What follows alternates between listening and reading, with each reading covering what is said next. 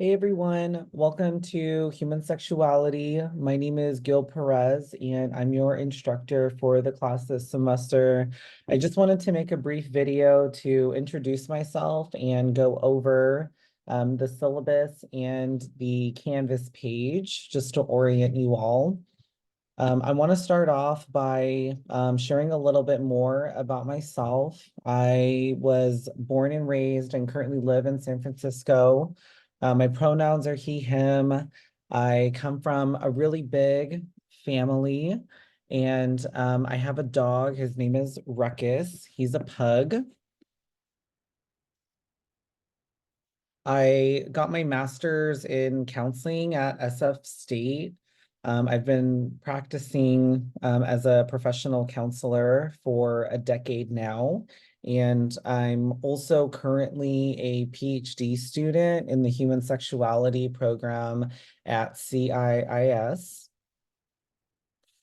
These are my license and certification. So clinically, I'm a licensed professional clinical counselor. I'm also an ASEX certified sex therapist.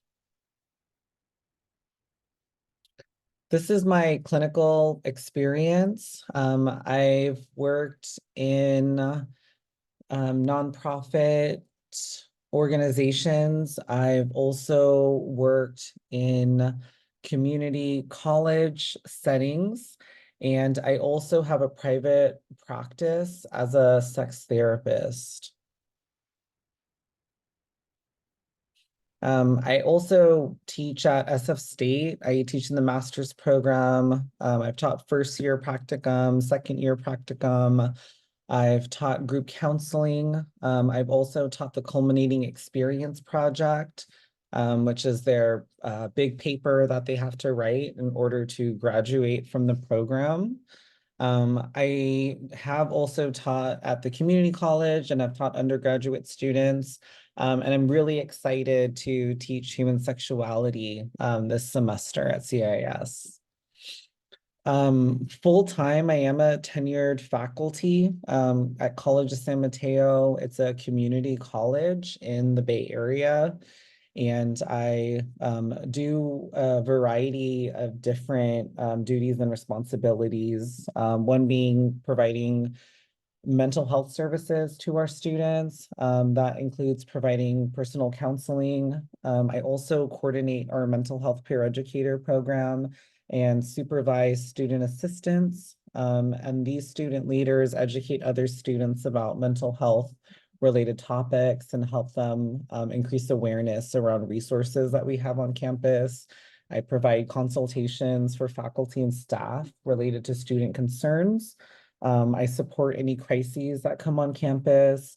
I'm the advisor for our mental health club. It's called Active Minds, amongst many different things. My work is very collaborative on campus. I really couldn't do the work I do without the support of different departments and organizations on campus. I will say I am very passionate about serving community college students. I had a very transformative experience when I was a community college student, and this has been a very rewarding way for me to give back to the campus community. And I wanted to share the different clinical experiences that I do have, just so you can get a sense of my background. And also, all of you are going to be considering the type of clinical work that you will be doing. And so, as you're, doing your practicum or accruing hours towards licensure, there's a lot of different things clinically using your clinical skills that your role can entail depending on the position. So I'm really happy to answer any questions you might also have in relation to different types of clinical counseling roles that you might choose to pursue. I love this quote. I found this quote during the pandemic. It says, people don't become artists in time artists become themselves. And one thing I'm hoping to support as your instructor and someone that will be supporting you this semester is to really support you around the clinician that you want to be. I think there can be ideas and perspectives of what a counselor is supposed to be, maybe. We might have our own ideas and preconceived notions. But I really want you to consider, just the strengths that you uniquely contribute to this field and how that can really support the needs of your clients by you becoming the person that you want to be as a clinician.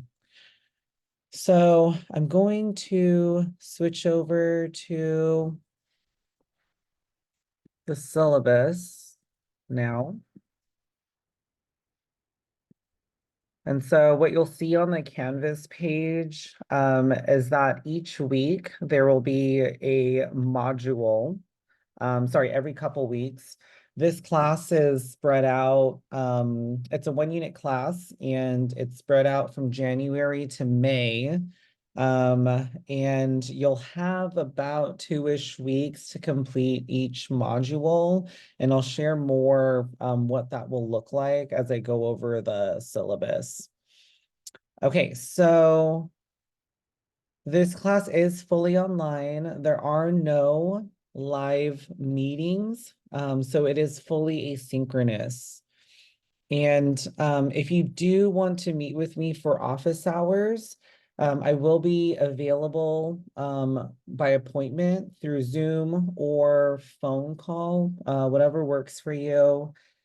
Just email me. This is my work email address. Some of you might have access to my student CIS email address because I'm also in the PhD program. But this is my preferred email address for you to contact me from. I do want to read the course description. So students will explore experiences pertaining to human sexuality, gender identity, and sexual orientation in clinical work. Students will examine current trends in sex therapy, diagnostic criteria, terminology, and expanding definitions in the field of human sexuality, and also explore your own sexuality as it relates to clinical development. And through experiential and engaging material, self-reflective discussions, case studies, video viewings, and discussions, you'll have the opportunity to apply and integrate concepts of sex and sexuality into your clinical practice. And so these are the student learning outcomes. So by the end of this course, you will analyze core foundational concepts and terminology in human sexuality. You'll examine cultural humility and cultural considerations and transpersonal elements to understanding human sexuality experiences.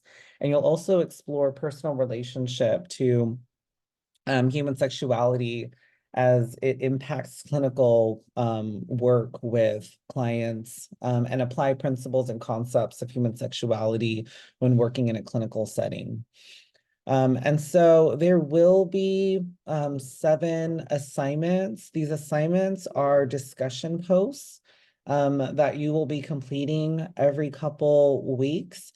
And your final assignment will be a final exam case study that you will integrate what you've learned in this class and apply it to a case study. So you'll see the different course due dates. So this course opens on the 19th. And for the first discussion post, your initial post will be due on January 31st. And your response post to your colleague and classmate will be due on February 4th.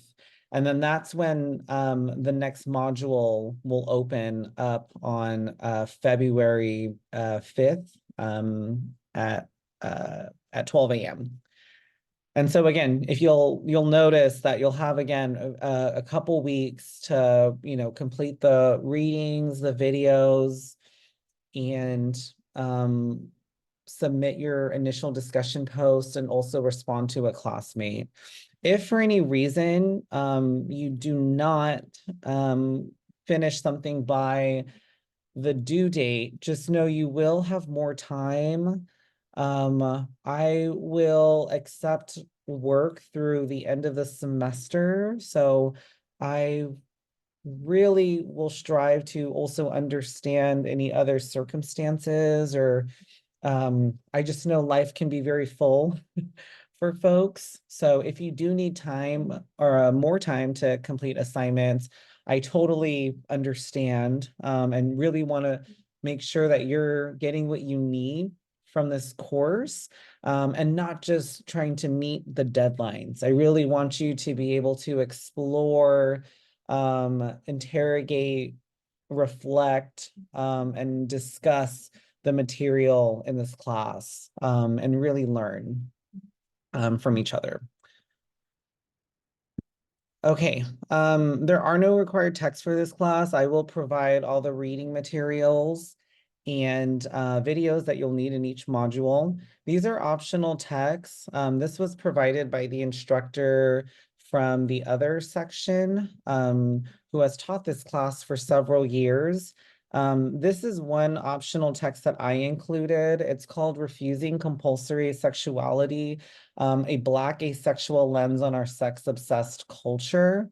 I think this is a really great, important read, as you do your own work to explore your own values, ideas, things that you have learned about sex and sexuality in our society, that can be very heteronormative, and make sex such a special thing for folks, for many different reasons.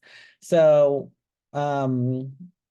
yes, I very much, it's not a required text, but I highly recommend taking a look at this book and reading it if you get a chance.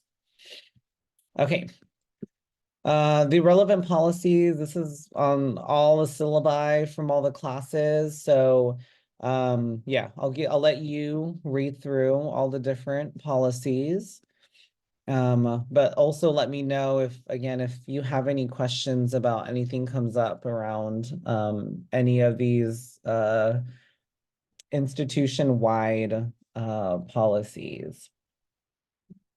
Okay, so what you'll see here is for each module, there will be an overview. So please read the overview for each week first. It'll talk more about what your learning objectives are, what you need to do, and complete for the week.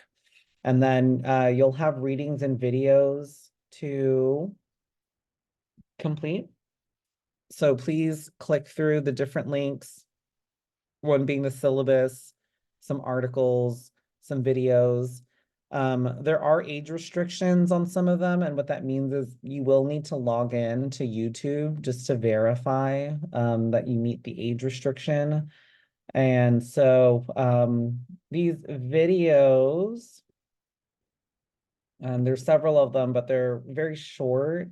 And also when you watch YouTube videos, you can change the speed of the video if you want to, watch them quicker. And if I post any videos that don't have any closed captions, I will make it optional. You won't be required to watch any videos that don't have closed captioning, but I will leave it there. These are videos that I think really support the module for the week. And so, yeah, if you're able to watch it without closed captions, I recommend you watch it. Okay, and then once you finish the readings and the videos, this is where you'll go to the discussion assignment. And so each initial post is due by Wednesday at the end of the night. And so for your initial post, I'll usually have a couple or a few questions. And you just want to make sure that there's a total of 200 and 500 words for all three responses altogether. And then your response post, you'll expand your discussion by replying in 75 to 100 words or more to at least one classmate's post. And so you'll really describe any observations or other real world situations related to your colleague's post, provide additional information if necessary from the assigned or even outside content. Please make sure to cite any sources you include. Disagreeing respectfully by describing your own interpretation, proposing a new idea, or asking a probing question. So when your classmate and colleague replies or responds to your post, I would like for you to engage with them. Of course, this is all at minimum what's needed for you to receive your 10 points is an initial post and a response post.